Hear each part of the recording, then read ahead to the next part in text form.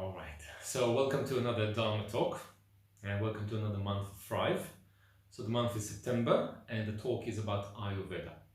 The next few months, so this month, September, and then the next 3 months, we'll be looking at Ayurveda and breaking down various aspects of Ayurveda. So I decided to work with the concept of Ayurveda as a general this month. And then the next 3 months, break it down. For each month will have its own dosha. And I'll explain later on what dosha means. So September, October, November, December, all based on Ayurveda. Ayurveda as a general. This month, next month, Vata, following month, Pitta, and following month, Kapha.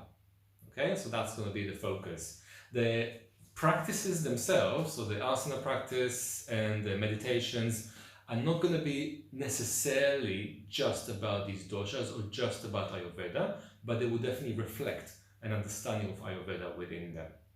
Okay, so here we go. For today, the focus is Ayurveda in general.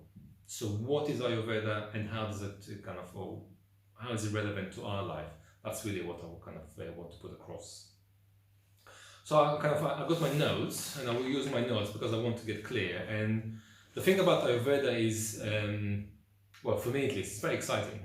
I love talking about Ayurveda, and I've been looking into Ayurveda for many, many years now and studying Ayurveda by myself and then kind of formally with a teacher, and I just love it. So what can happen is I can get off track and then I can easily lose myself. So I made sure I got my notes here just to keep me on track. I will probably lose myself occasionally, but I can bring myself down to here. So if you see me kind of looking at things here, that's my notes. I'm just checking that everything is working to plan and I haven't disappeared into other places, because there's loads of places in Ayurveda. So what is Ayurveda? First of all, Ayurveda, if we break down the word itself, Ayur means life and Veda is a living science. Okay, there's different types of Vedas, like the Vedas themselves, which are the the scriptures or the texts or the holy books of the Vedic culture. So Veda, in the simplest way, if you look at the word video, yeah, so kind of Latin video or videre, I think in Italian, so Latin, Italian, kind of Roman, all these words, means to see. Yeah, it's about seeing. So Vedas is to see clearly, as in to see the truth, not just anything that you see, not like something on the television, as in see reality. Okay, obviously European languages have a basis of kind of Hindu-European basis. So Sanskrit has informed lots of the languages in Europe. So from Sanskrit, Veda means to see clearly, as in to know things as they truly are. To know what? To know life. Ayurveda. So Ayurveda, the easiest way to describe it, to interpret that, is the science of life. Science as in it's precise. It is the right way to live. Okay, so that's in general what Ayurveda means. So it's an ancient system. Exactly how old, we're not exactly sure, but around 5,000 years old. With all these kind of systems, yoga included, we have texts and we can sort of put the text to a particular time. But it's important to remember the texts appear later on. In a similar way, for example, with Buddhism, so when the Buddha existed or was there around maybe 2,500 years ago, but the first Buddhist text only appeared 500 years after the Buddha died. In a similar way, Ayurveda, the texts are about 5,000 years old, but the science itself or the practitioners themselves, the people who used Ayurveda, might have been a lot older than that, maybe thousands of years older than that, maybe less, maybe more, not exactly sure. But the texts are about 5,000 years old, roughly, which makes Ayurveda the oldest still practiced system of medicine. Okay, there are other systems of medicines. Some of them have disappeared over the eons, some of them have lasted. Ayurveda is the longest lasting system, about 5,000 years old, at least what we can look back and see. How did it come? Where did it come from? So according to kind of the tradition, the rishis are the seers, the saints, those who were able to kind of go into deep states of meditation. And when they went into the deep state of meditation, they were able to see things clearly, yet not through their eyes, but by expansion of their consciousness. And as they were doing that, they were able to see through the veil, as in to see through what appears to be reality, to see the real essence of reality. So you can say that they saw the code from which reality was being created. That's one way of saying that. Maybe they had, nowadays we use the words downloads, maybe they had a download straight from Creator, maybe, into what life is all about. Okay, so the Ayurveda came through the seers, through deep states of meditation, contemplations. They were able to tap into the nature of reality, to see life as it truly is, and then they presented it to people because, they were compassionate to people. They wanted people to be happy, they wanted people to be healthy, they wanted people to have good life. Ultimately, Ayurveda is interested in spiritual growth. So what is kind of a medical system, its ultimate goal is for people to have good life, good body, good health, so they can focus on what is more important, which is spiritual evolution. As I'm sure you know, those of you who have some kind of disorder, injury, or even if you don't have kind of something all the time, but occasionally, let's say you have a bad back, or you have a cough, or you have a temperature, when you are not feeling well, you can't really focus on spirituality. You're not going to spend hours meditating when you can barely sit up tall because you have a bad back, or when you can barely breathe because you have asthma attack. So it's very simple to understand that you need to have good physicality so you can go beyond the physicality. So their interest was to make sure people will have good physicality, good, happy, healthy living, so they can progress spiritually. Ultimately, Ayurveda is about spiritual progression. Temporarily, momentarily, it's about correcting imbalances, and then you can move towards spirituality. So that's the ultimate goal. That's really what these rishis, those saints, were interested in, the evolvement or the spiritual evolvement of humanity.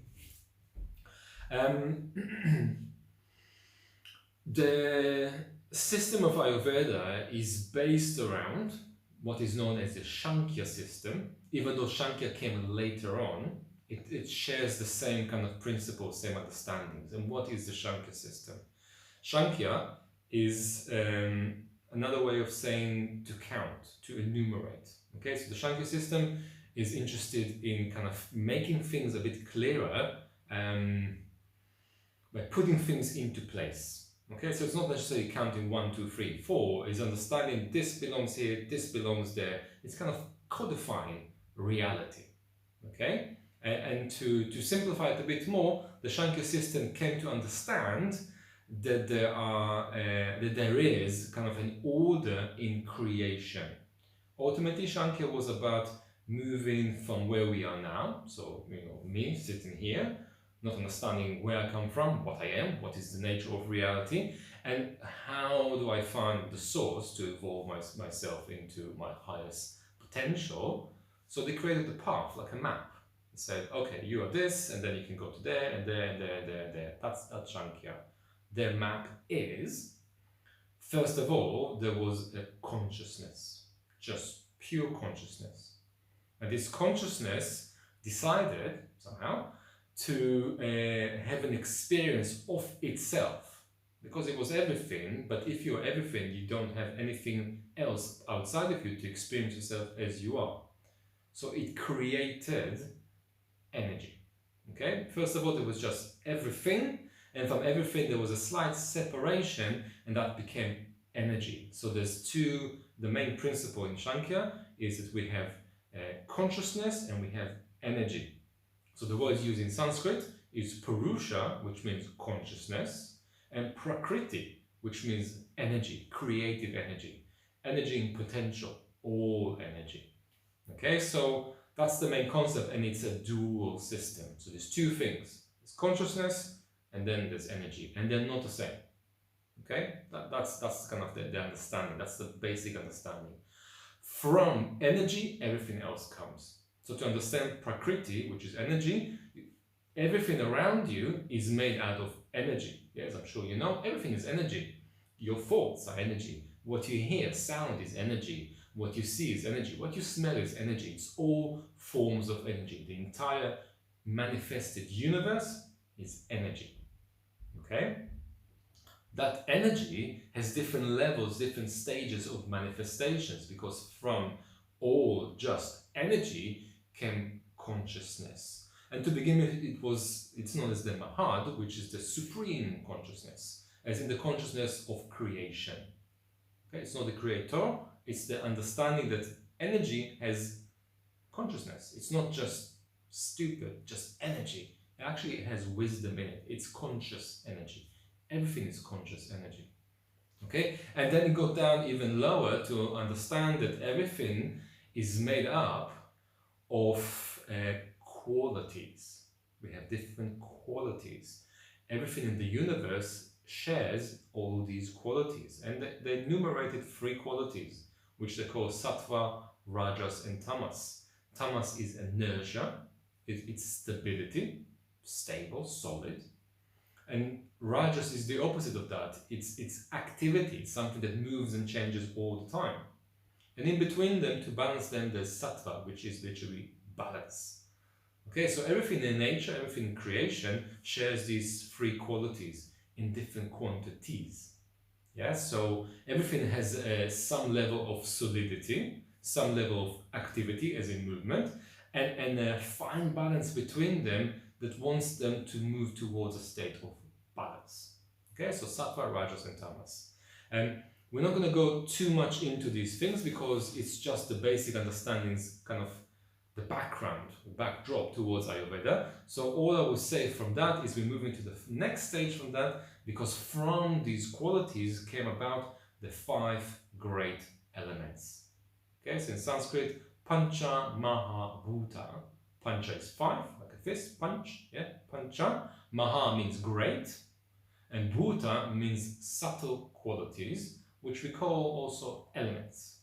So 5 elements came about from supreme consciousness that created energy, that had consciousness and had qualities, and these qualities are forming the 5 elements. And that's where I'm going to stop with Shankar, because that's, like I said, it doesn't belong here completely, but what we need to extract from the Shankar is the 5 elements. Okay, so 5 elements are ether, akash, and air, vayu, and fire, which is agni, and water, which is apas, and earth, which is prithvi. Okay, 5 elements, like we know the normal kind of 4 elements, plus ether, which is something which kind of holds the whole thing together. These elements are in order of evolution, from subtle to gross. The most subtle of the element is space, which is sort of like nothingness. Before things start to manifest, they need a backdrop. So space is the first one. From space starts movement. So just think of an empty sky, then a little bit of wind is coming through that. So movement, air, wind, that's the next thing. And with lots of movement comes friction, becomes fire.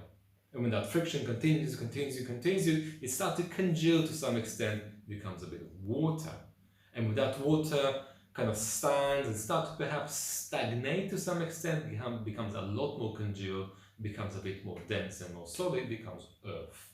That's roughly the kind of the order of evolution or devolution of these 5 elements. From the most subtle being ether to the most gross being most solid, which is obviously earth.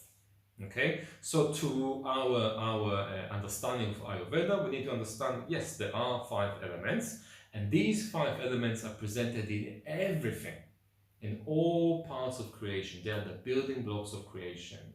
Some things, let's say a cloud, will have more air and space, and a lot less earth in it, because it's not really that solid. This maybe on a very subtle submolecular, there's some kind of density there, because it's still something, as opposed to, let's say, a rock, which has a lot more solid, a lot more kind of earth element to it. And there's some sort of air and some sort of ether in there, but it's very, very little. But there's still something there because there's space between the molecules. So everything from the most subtle, like a cloud, to the most dense, like a rock, will have all 5 elements presented within them, just in different quantities. I hope that makes sense so far. Okay? It's not really a test, you don't have to memorize that. I just want to kind of put it in order just for things to make sense. Because I like things to make sense. I don't like to just hear something and it's like, okay, I'll take it. No, I want to understand it. So I'm doing my best to make sure that it's as clear as possible. These 5 elements, now that we know that there are 5 elements, we know that they are presented in everything. These 5 elements, according to the rishis, the seers, start to kind of group up. Yeah, they group up into 3 categories. Okay, 3 categories. So 5 elements group up into pairs. So they're from subtle to gross, sky, which is ether, and air.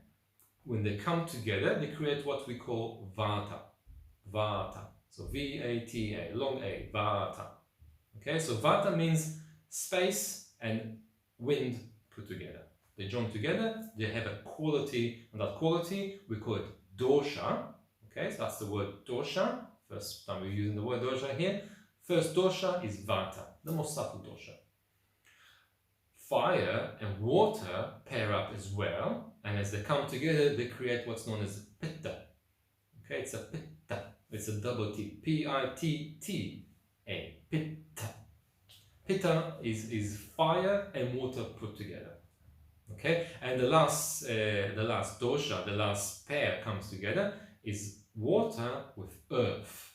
So when water and earth come together and pair up, they create what's known as kapha. Okay, we sometimes, some people call it kapha because it's a pH. The H is an aspirant H, so it's a kapha. So there's a bit of air coming into that kapha. Alright, so that's the 3 doshas.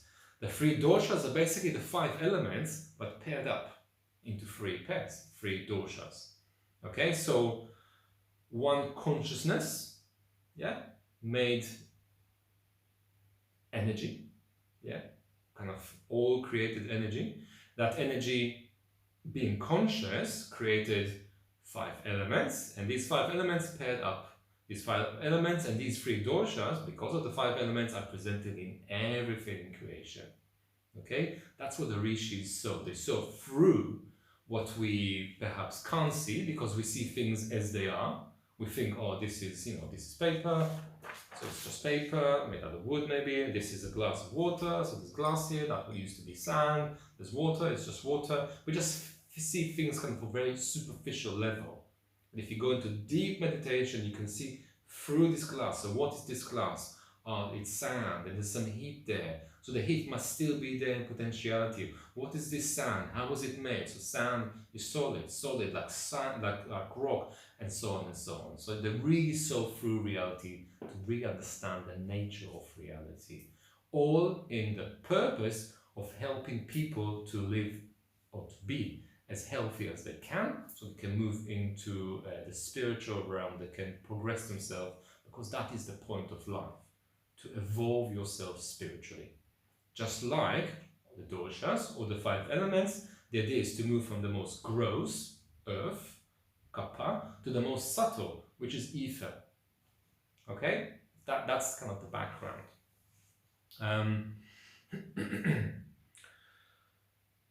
So these rishis, because they wanted people to be healthy and because they understood reality, they could see that every person is made out of the 3 doshas, because they're made out of the 5 elements. Every person is presenting these 5 elements within them in different qualities, in different quantities.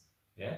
So they realize that for people to be healthy, they need to balance their doshas. They need to balance the elements within them. Because when they're balanced, they'll be healthy. They realize that people are not balanced. People are dominated by various aspects of their life, dominated by various elements who are playing kind of a big role in their life, dominated by different doshas, who represent these elements within their life. So the way forwards towards being healthy, towards being happy, towards being able to progress spiritually, was to balance the dosha. Okay? What they realize is that we are born in a particular way. Everyone is born with, nowadays we can call it genetic makeup. Yeah? So, your parents, your father, your mother put together to create you. So their genetic material mixed up and then presented its kind of new mix into you. In the same way, they're doshas. So for example, let's say your father had vata dosha and your mother had pitta dosha. They mixed up together and they give you your dosha. Okay, so everybody's born with a dosha. That particular dosha, according to them, will never change. You are born as you are. You will always be a particular dosha.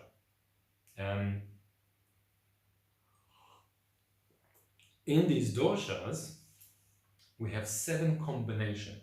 Okay, so yes, there are 3 doshas: it's vata, pitta, kapha. But you can be born as a vata, you can be born as a pitta, you can be born as a kapha, you can be born as a vata, pitta, kapha. Yeah, that's a dosha on its own right, all 3 together. Or as a vata pitta, or as a pitta kapha, or as a pitta vata. So the 7 combination. So it's a bit more complex, obviously, but everyone is born in a particular way. So for example, if again your parents were a vata and a pitta, you could be born a vata pitta, kind of 50-50, or maybe you got a lot more from your vata parent, like 80% vata, and only 20% pitta, so you're actually a vata person. Yes, there's a little bit of pitta there, but it's a lot less than vata. So everyone is one of those 7 combinations, and you will never change. And what does change is your life circumstances. For example, you're born as a vata person, which is air and space. Yeah, you're born like that, you're a vata person.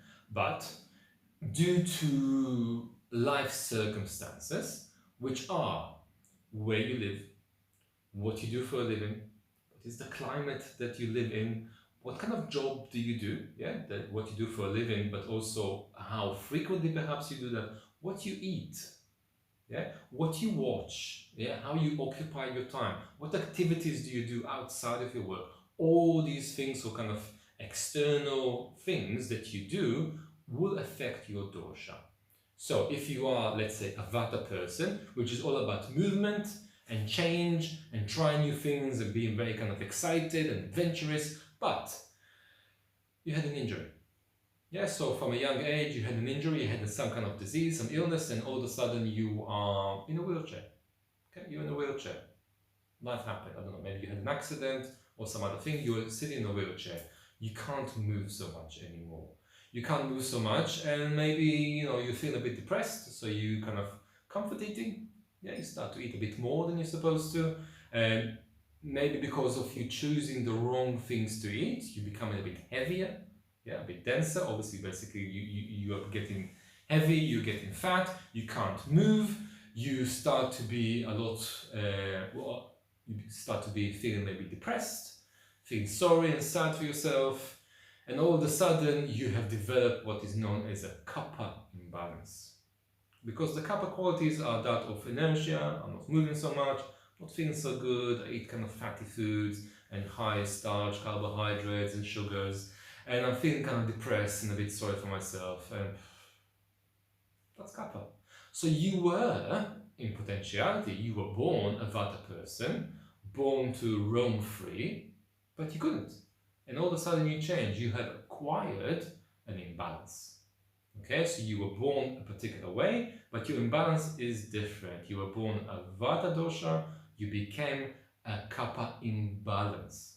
There are words for that. So you were born as prakriti, that's your initial born constitution. You develop imbalance vikriti. Okay, I don't want to complicate too much, so the words sometimes mean, can get a bit complicated, but if you kind of with me, you have natural constitution, born constitution, prakriti, you have a current, a momentarily, could last a long time, but a current imbalance, we call that vikriti with a V. Okay, so these are the things that the rishis realize. Everybody has their dosha, but they might develop an imbalance. What is important for restoring health, for living well, is to understand, first of all, where you are, why you are, what has got you to this moment. So if you have an imbalance, you have to look at your life and work out what has caused this imbalance. Yeah? What am I doing on a regular basis that is causing me to feel like I do, to act as I do, to think like I do, to have all these imbalances? And lots of people come to Ayurveda because they have diseases. They have some illness, they have some disorders, they have something that's not right with them. That's great, because they can come to Ayurveda and Ayurveda can help them to correct the imbalance. So they can restore themselves to their natural constitution, the natural dosha, and once they understand the natural dosha, they can live well and progress themselves spiritually. Ayurveda is not really focusing on correcting disorders. It does correct disorders. Its main goal is to prolong life, because we want to live longer, because there's work to be done, and by work I mean spiritual growth, and we want to live well. But if you have a disorder, you first of all have to correct it. Ayurveda understands that correcting the symptoms is not good, or it's not good enough. A simple example that's given in Ayurveda, most textbooks in Ayurveda, is that of a leaking tap in a bucket. So I'll use that word. So use that example. Just imagine there's a tap and it's leaking, and you put a bucket underneath the tap, and you collect obviously all the drips, and everything's fine, because you collect it in the bucket. Every now and again, the bucket fills up, and when the bucket fills up, it starts to spill over. And that spilling over is you having a disorder, having a disease, because now you can feel something is wrong. It's spilling over. One option is to take the bucket and to tip it out, empty the water, so it's empty, put it back underneath the tap, and then allow the tap to keep dripping until eventually the bucket will fill up again. But until the bucket fills up again, feel like I'm okay now, I'm fine, there's no spillage, I'm good. Not to say that all Western medicine does that, but a lot of the approach in Western medicine could be that approach of emptying the bucket. We'll just give you something, this pill or that pill, to just make you feel a bit better currently now. So, you got a headache, take some paracetamol. Got inflammation, some ibuprofen, maybe some ibuprofen gel as well, and so on, these kind of things. You have some,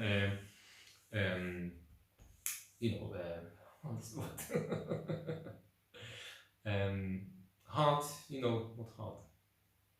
Sorry, lost it there. If you feel certain things, if you say that you have diabetes, very common now. I keep seeing all these things with things kind of stuck in the arm. People have diabetes. Just put this thing, and we give you the injection, sort out the insulin levels, and all these kind of things. It will get easier just if you take these medicines. All these approaches are about emptying the bucket, because if you kind of look Ayurvedically, let's say you have a headache, the question is, why did you get a headache? What has caused that problem to even appear? Where is the leak in the tap? Yeah, what is causing the drip? If you have some inflammation in your body, yes, ibuprofen will reduce that inflammation, but it will not sort out the reason behind the inflammation. So the question will be Ayurvedically, why have you developed inflammation? Or why have you developed type 2 diabetes? Yeah? Or heartburn and all these kind of things. Why do you have some kind of IBS? Yeah? Why do you have constipation? Why do you always have diarrhea? So it's not about fixing temporarily the problem, it's about looking into what caused the problem. And that really is the big thing in Ayurveda. Ayurveda is saying that it's important, definitely, to relieve symptoms. If someone comes to me as an Ayurvedic practitioner and they have some IBS or they have some other kind of, inflammation in their joints, I would definitely want to make them feel better and repair the IBS and help with the inflammation in the joints. But I will not stop there. I will carry on investigating into what caused the problem. So the big thing about Ayurveda is working out the causative factors. And the statement in Ayurveda is that until you change the causative factors, you haven't really fixed the disorder. You might have temporarily masked the symptoms, but the symptoms are not really the main thing. The causative factors are the main thing. So Ayurveda really wants to understand the causative factors, and when you understand the causative factors and you change them, no longer a leak, no need for a bucket, all is good. That's the idea. Let me just check with my notes again, see that they haven't strayed away. Yeah, good so far.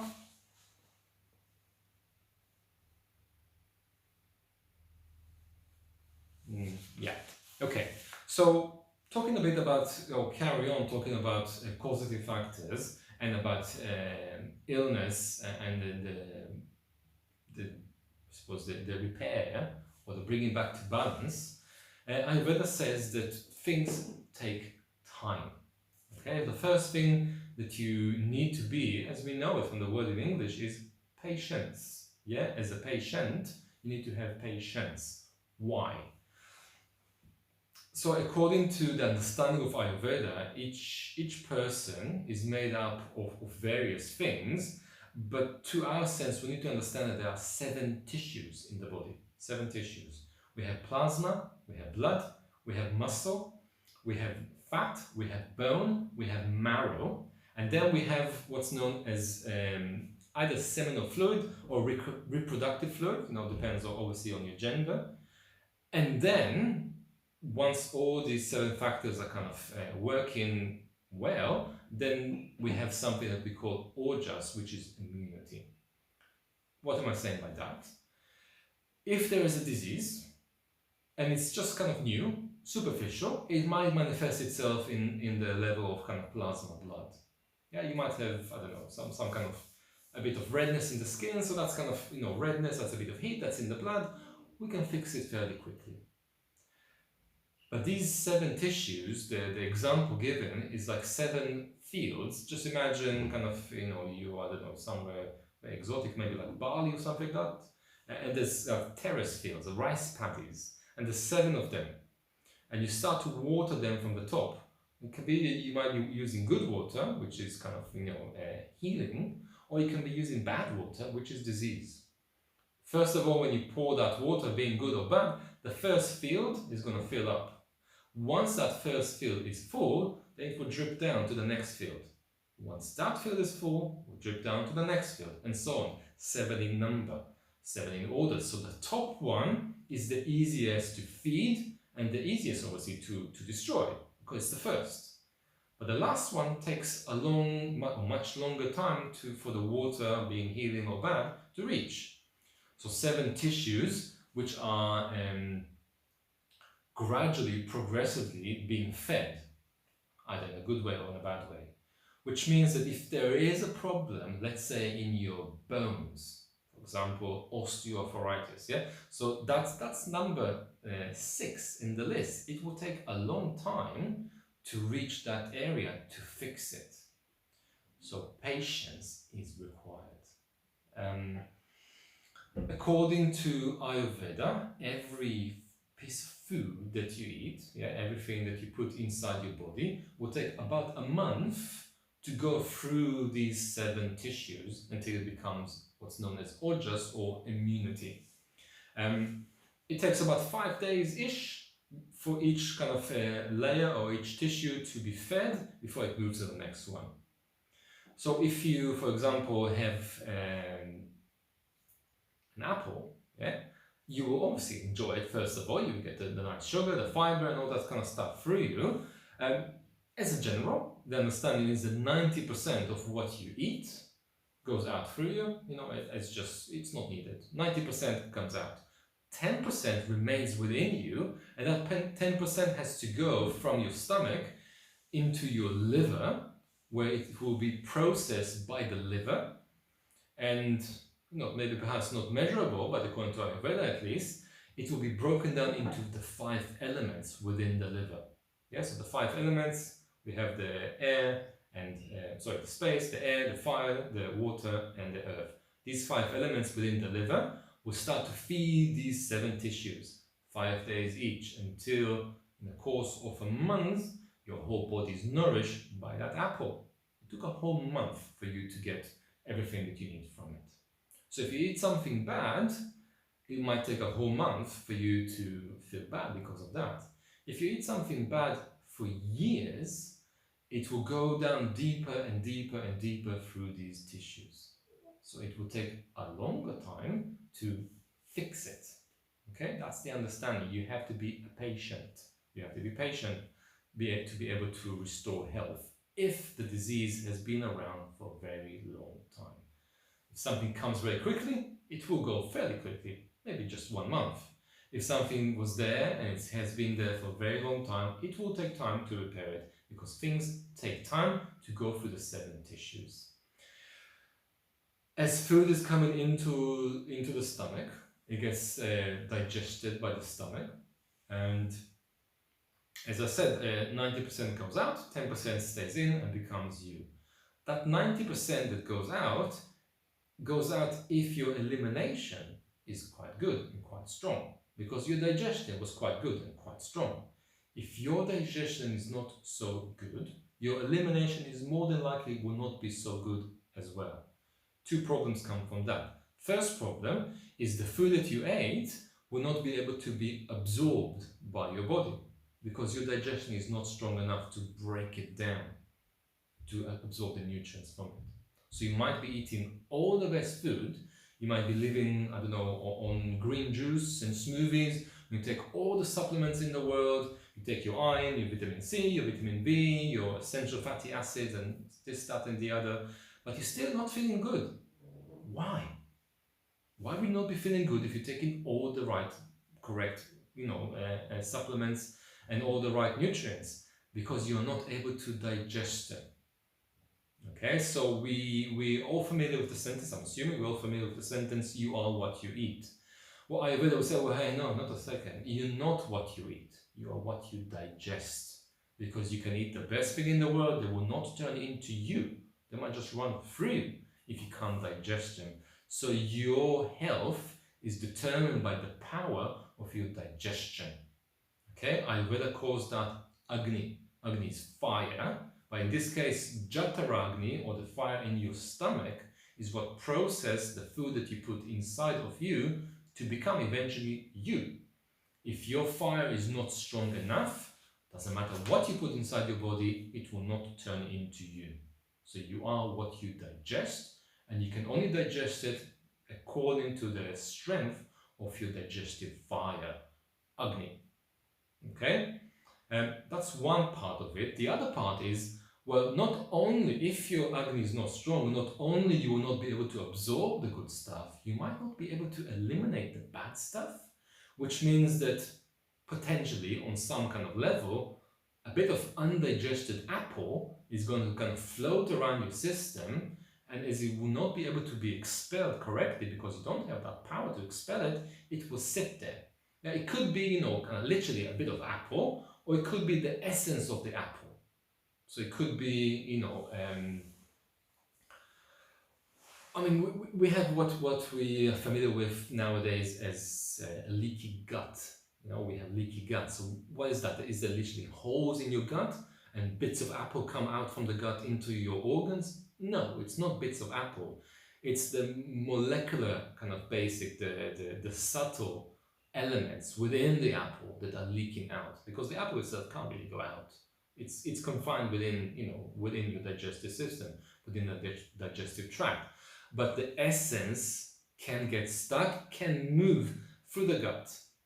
Those things are known as ama. Ama means toxins. So toxins can accumulate in your body. They will not stay within the GI tract. They can move to different parts in the body. And you will usually go to parts which are kind of hospitable for bad things.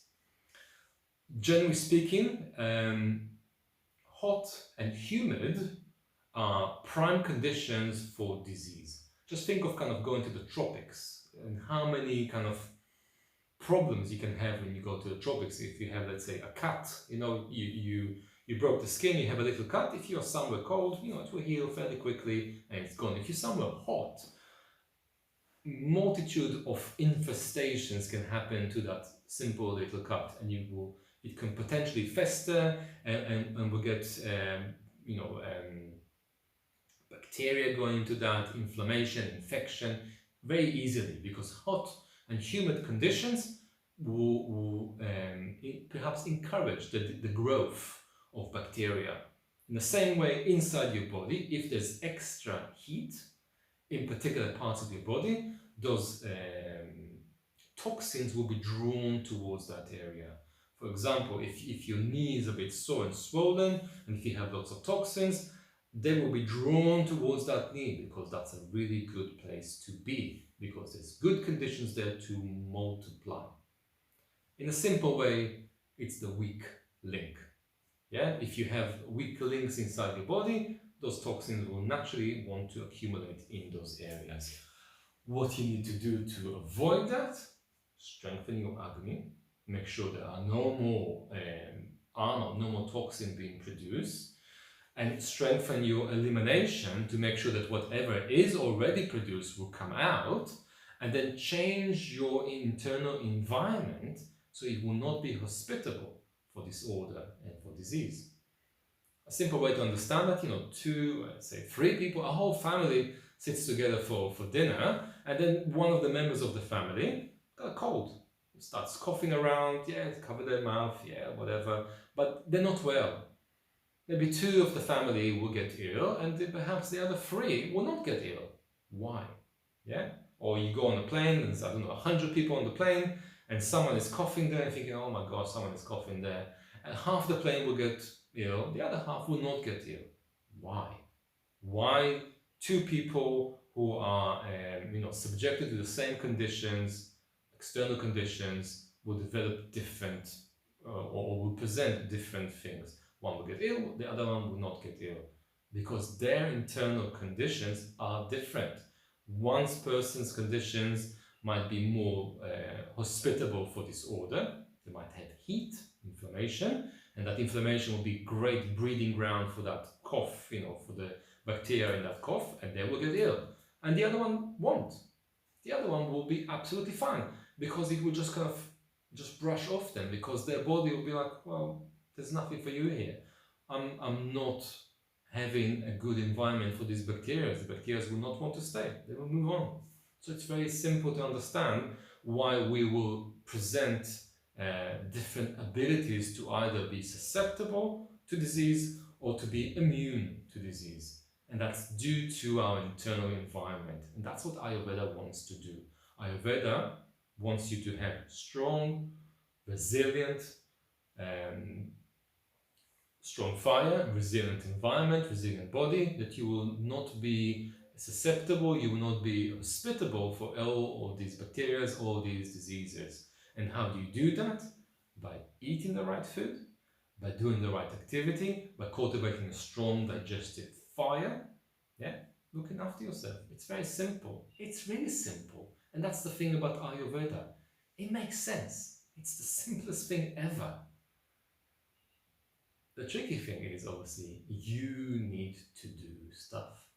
So lots of people are drawn or interested in Ayurveda. And I, as an Ayurvedic practitioner, I see lots of people for Ayurveda. And to be honest, more than 50% of them do not come back. They come and they have a consultation and they say, oh yes, that makes sense. Yes, I should do this. Yes, I should do that. And then I say, that's great. Let's start with this, and come back in a month's time, or depends on the condition, maybe 2 months' time, or maybe 3 months' time, and we'll continue to make sure that everything is working well. Half of them I don't ever see again, because it was too much for them, because they needed to change their habits, because the main thing is the leaking tap. Most people don't want to fix the leak, they just want to empty the bucket, because it's easier. That means they can carry on eating whatever food they eat, doing the activity they do. They like it, obviously they chose to do that, they're going to carry on doing that. They don't really want to change. If you don't change, you will never be fixed. You will just be constantly emptying buckets after buckets after buckets after buckets, as in constantly getting ill again and again and again. You will never fix it until you change. So Ayurveda requires you to make correct changes, which absolutely makes sense, but at the same time, quite difficult for some people. And I believe that we were born to be healthy. We were born to be able to self-regulate, to be able to resist disorder, to be able to fix disorders if they do come very quickly, very easily. But that requires us to be in top condition. And you cannot be in top condition if you eat junk food, yeah? If you drink, fizzy drinks, if you eat the wrong food for your constitution, if you choose to do the wrong activity according to your constitution. You need to understand how to live well to be able to be, ultimate supreme human being. And the word to describe this activity is Ayurveda. You understand, you have the wisdom of navigating your life. Okay, everybody is different. Everybody needs to understand their condition, their doshas, their born constitution. And once they understand that and they learn how to look after their body in that way, then it's down to you. So you can't go to your doctor and say, fix me. The doctor will look at you and say, the Ayurvedic doctor will look at you and say, well, why are you not looking after yourself? I told you what to do. I told you what to eat. Why are you not doing that? Don't come to me to fix you. Look after yourself. So I suppose the traditional way, at least kind of that's what it used to be. Perhaps it still is in some places in India, because this is where Ayurveda came from, India, and then Sri Lanka as well. There'll be a small village, and there'll be the local physician, the what's known as Vaidya, which is the Ayurvedic practitioner, Ayurvedic doctor, and they will look after the village. They will know everyone. They will know the entire village from when they were born until they're older, and they will know who needs to do what, and they will make sure people are always following what they need. And if someone is starting to create a disease, a disorder, they will help them straight away to go back into health. Nowadays it's different. Our life is different. We know less people. We don't know really anything about these people. So it's down to us to look after ourselves, to find out what we are constitutionally, to find out what we need to do according to our constitution, according to our dosha, and then to do it. And that's really, really simple, even though it's not easy, but it's really, really simple. Now, how do you know that you are well? How do you know that you are following what is right for you? Or in the same time, if you flip the side, how do you know that you're not well? There's a few simple things you can check to know that you're well, or to realize that you're not well. And we're looking at because Agni is so important in Ayurveda, and in fact Ayurveda is saying that all disease, and I'll say it again, all disease are the result of impaired digestive fire, impaired Agni, as it might be too high or too low. All disease come for that. The first thing you need to do is check, is your Agni going well? How do you do that? It's very simple. When you eat food, how do you feel after you eat it? Do you eat food and feeling a bit heavy, sluggish? You're gonna go, ooh, I was a bit like, I feel a bit bloated, or you get lots of cramps and pain in your stomach, or maybe lots of wind. That means what you ate wasn't right for you, or your digestive system was not strong enough to digest it. That's a good way of saying Agni is not working well. Carry on a bit further down, how is your elimination? Is your elimination regular? And is your elimination good, as in consistency, or do you tend to have, diarrhea or constipation? It's very simple. Do you digest your food well? Do you eliminate it well? It's the easiest thing to check. Second thing is how you sleep. What's the sleep quality? Because we all know sleep is essential. Sleep is important. We need to sleep. Do you go to sleep easily, or do you lie there tossing and turning, can't fall asleep? Yeah. Do you sleep well, or do you wake up many times during the night and you can't go back to sleep? Do you sleep and then you wake up in the morning, you feel well, as in you get up and you're there, you're present. Okay, let's get up, let's get going. I'm excited about life. Or do you get up and like, I can't get up, I'm too tired. Turn that alarm clock off, put the cover back on your face, just leave me be, I can't wake up. Or you drag yourself out of bed, but you're feeling really still sleepy, groggy, I can't get moving. Obviously, you know which one is better. So the idea is that if you sleep well, you wake up feeling energized. Do you have energy? If you don't have energy, something is wrong. Because ultimately, and that's important to remember, you are supposed to be able to sleep just enough and wake up feeling amazing, recharged. You're supposed to eat and feel amazing afterwards, alive. Yeah? It's really simple. It's a basic two things, sleep and food. By food I mean digestion as well as elimination. Just check these two things. The rest is important as well, but these two things are just very simple, basic ways to see if you are following your body's needs or not. Easy. Okay? Sorry. Let me just double check my notes here.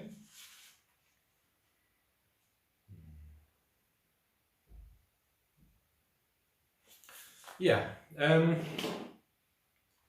So just last few things here. So we understand what Ayurveda is. Ayurveda, the science of life, came through the compassion of those who are able to see through the kind of face value nature of reality, to see deep into what reality is, understood that everybody is made out of the 5 elements, made into the pairs of the doshas.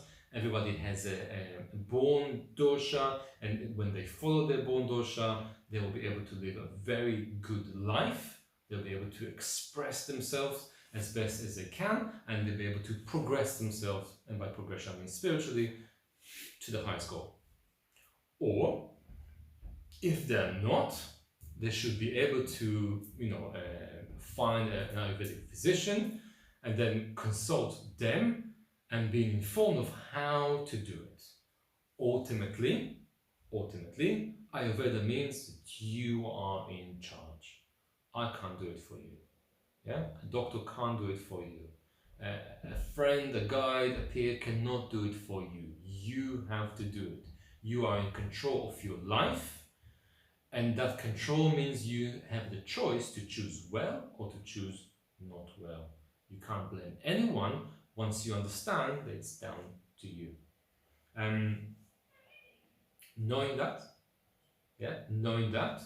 you are able to make good choice, knowing that you can make good choice in your food intake and in your activity, your life activity, and even in when I say life activity, I mean, see, I want to tie it into yoga in a moment here. So what kind of yoga you practice, if you practice at all, what kind of environment you live, as in part of the world, what kind of house you choose to live in, as in levels of light and mold perhaps, here in Wales we understand these kind of things.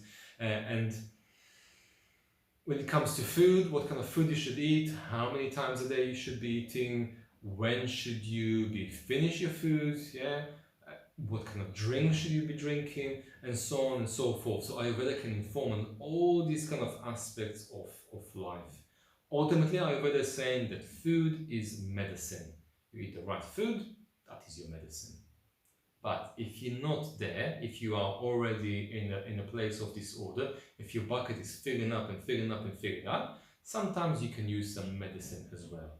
So Ayurveda uses lots of medicines, from herbs to minerals and oils and all these kind of things that can help you as a temporary crutch, just temporary crutch, to get you going back to the place where you don't need a crutch anymore. Because ultimately, food is medicine. Okay? But, and the same, if you kind of flip it on its head, Ayurveda is saying that when food is right, there's no need for medicine, because the food is the medicine. But when food is wrong, no medicine will help. So they're definitely kind of recognizing the importance of food. If you're not eating the right food, you can't expect to feel well. You can't take medicine and carry on eating junk and just hope that you'll be fine. You can't. It does not work.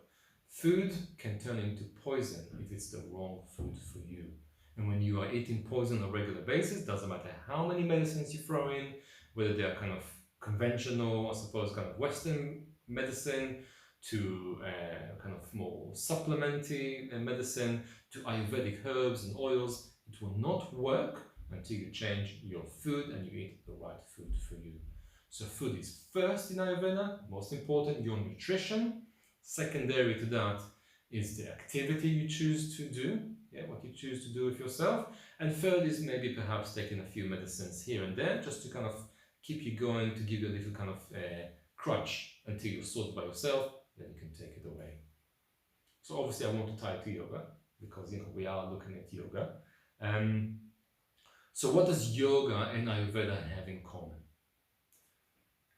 Both of these systems, while they are slightly different, both come from the Shankar system, understanding that there is ultimately this consciousness that we strive towards merging with, while we're still in this state of being more energy.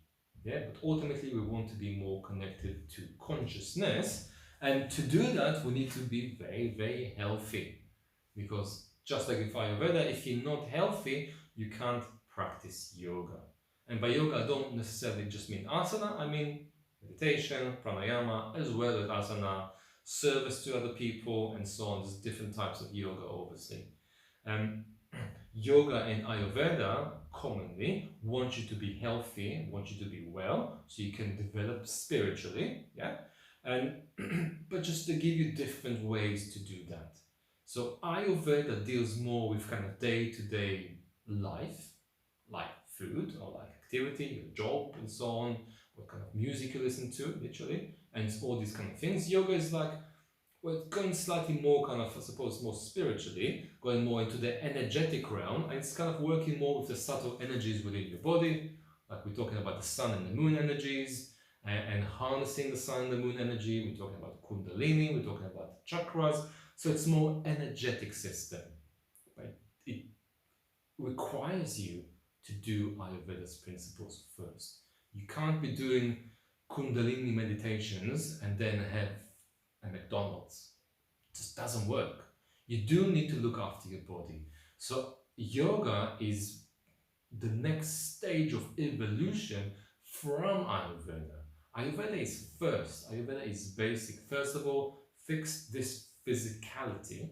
Because if we're looking at moving from gross to subtle, this is gross, body. It has a lot of earth element to it. Fix that first. Once that is done, then you can progress further.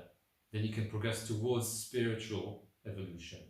So, what yoga is saying, yes, follow Ayurvedic principles. Fix your body, be healthy, be well, and then you can practice. Because the first obstacle for practice, I mean yoga, is not feeling well. Illness is the first one. If you're ill, you can't practice. So be well, be healthy, look after yourself, and then you can practice yoga. So really, to tie these two together, we need to understand that Ayurveda is the it's almost the foundation. It's the kind of the cornerstone towards good life. First of all, Ayurvedic principles. First of all, be healthy. Fix your diet. Get right nutrition. Get good sleep. Get good digestion, good elimination, strong Agni. Okay, you got that? Great. Now, let's start to move forward. Let's start to move forward into a yoga practice. Which is why I find it, they said Ayurveda and yoga kind of sister sciences. They're sort of true. They work together quite well, but they work slightly differently. But they complement each other quite well, because you need the Ayurveda to get you well, and then you need the yoga to get you to move further and further away on the spiritual ladder. Okay, so ultimately, Ayurveda uses the word swastha to describe health. Swastha. What is swastha? Sta is sthana, is being to be established, also to be in the right place, in the abode. Swa is the self. And when I say the self, I mean with a capital S, self, S-E-L-F, but capital S, the real self, not what you think you are, but what you really are. So health is when the real self is established. The real self can be established when everything around it, the circumstances, are supporting that. Okay, so just to kind of finish this talk about Ayurveda, Ayurveda will help you to be healthy. Ayurveda will help you to be established in health. Ayurveda will provide you the stepping stone towards developing a spiritual practice of yoga. Next month and the following months, we'll be looking at understanding the different doshas within Ayurveda. Next month, we're looking at Vata. What is Vata and how do we work with Vata, both Ayurvedically and through yoga, through practice of yoga as well as practice of meditation, pranayama, and so on, with Vata understanding, and so on. Pitta will follow, and then Kapha will follow after that. But first of all, understanding that Ayurveda is a prerequisite for all kind of progression or spiritual growth. So, hopefully I try to stay true to my notes. I strayed a little bit, but hopefully not too much. So yeah, that's me about Ayurveda. Now open it to you. If you have any questions, if you want to unmute yourself, feel free to do so.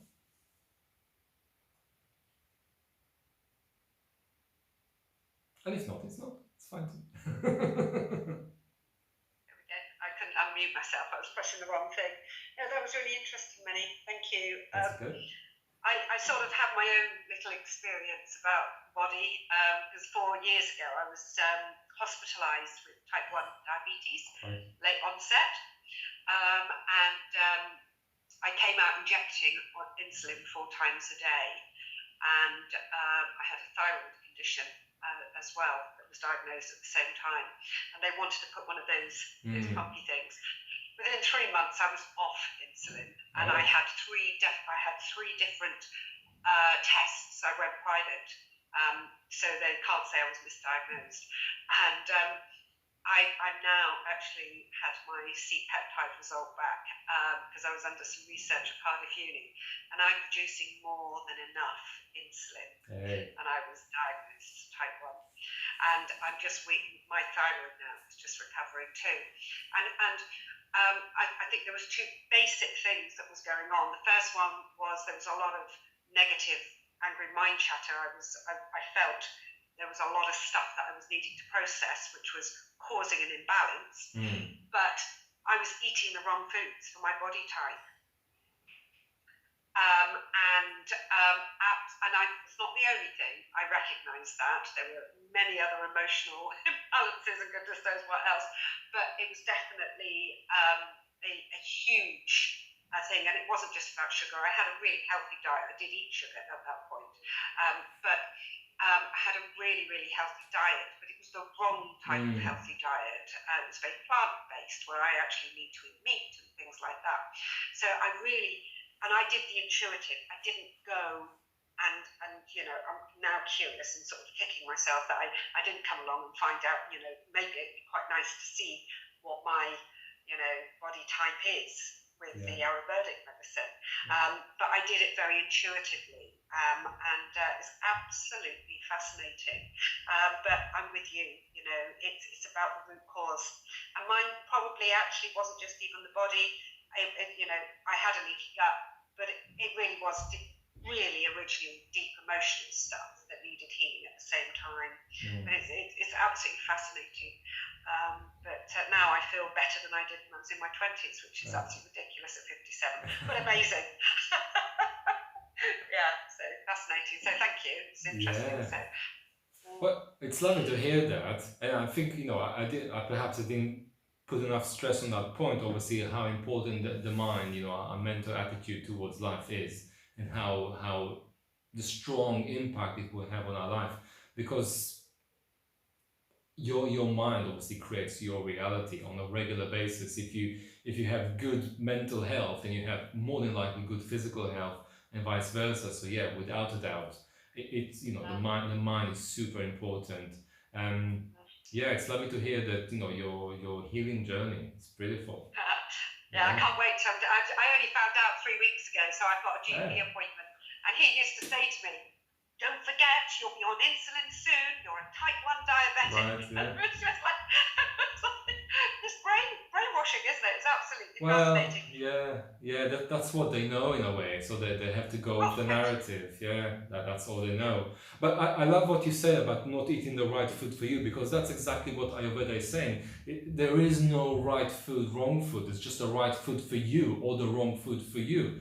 Any food can be amazing, or any food can be poison. It just depends who is eating that food, which is something obviously that we don't really recognize so much. When you see, I don't know, there's fads of food, oh, everybody should eat avocados or blueberries or whatever. I'm not saying they're wrong, I'm not saying they're bad, but it could be that for you, it's not right. Like you were saying about, for example, in your case with meat and being vegetarian, it might just not be right for you. Or all these kind of things. You might eat the best food ever, it's just not the best food ever for you. And then you develop some imbalances. So that's definitely something that Ayurveda really puts stress on. It needs to be right for you. If it's not right for you, it's just not right. I do also have to say that I also noticed a huge link between my mind and emotional healing and the food. So the food was impacting that, because I had a post-trauma brain, my childhood, and I had what you would call attention deficit disorder, very fidgety, couldn't focus and concentrate.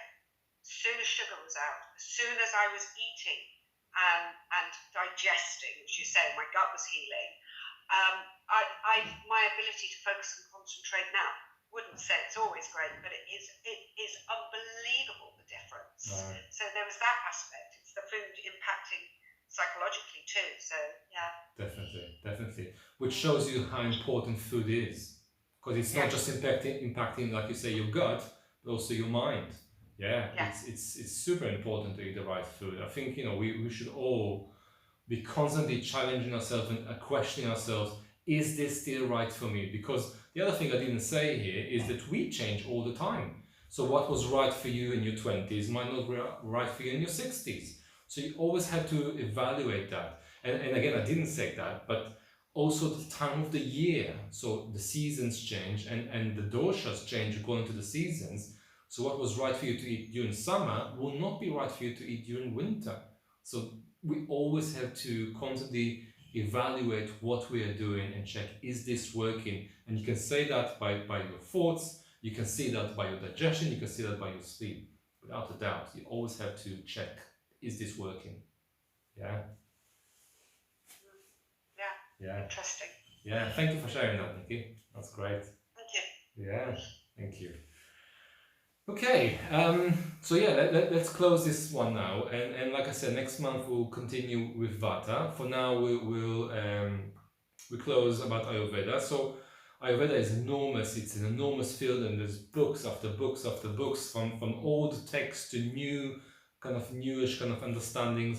It was just a drop in the ocean what I was doing here today. Hopefully enough to stimulate some curiosity towards kind of self-growth and self-learning. So if you found that useful, go and find some more resources, go and learn some more. If you have questions, obviously feel free to send them over to email or message me. I'll be very happy to help as much as I can, because this is what we're here for, to grow together. So yeah, so thank you for being here in person, and thank you for those catching up. Thank you for those who catching up from the recording. Wish you all a fantastic day. Namaste.